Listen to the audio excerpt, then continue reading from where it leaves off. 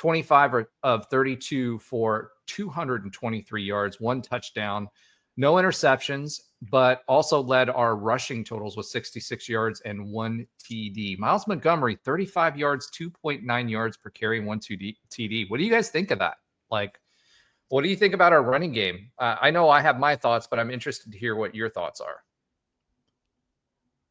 Yeah, I mean, the running game has been a little disappointing. I mean, I think we knew we'd take a step back. I mean, anytime you lose someone like RJ Harvey, who's one of the best running backs in school history, there's no way it could have gone up, right? It was either going to be close to it or it was going to take a dip, and definitely a bigger dip. But I think it's more with the offensive line. I mean, we talked about in the first 2 weeks being pretty disappointed with the O-line. They did not really do that great against two quote unquote weaker opponents like an NCA&T and Jacksonville State.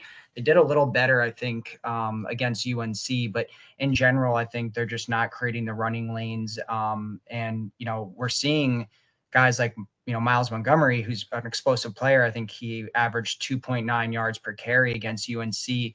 I mean, outside of some massive runs by Jaden Nixon in the NCA&T game, our rushing yards per game is pretty bad, actually, way below average, especially when you compare it to recent seasons where I know we were more run first. But I definitely thought our rushing attack would be a little stronger, even with question marks on the O-line. I mean, if it weren't for Taven Jackson and Ja'Curry Brown so far, our running stats would be pretty even worse than they look now. So definitely, I don't want to, have to exclusively rely on the pass, which we haven't necessarily had to. But, when we start to play these bigger defensive lines, especially in conference play, like the Kansas States of the world, we're going to need to do better, running.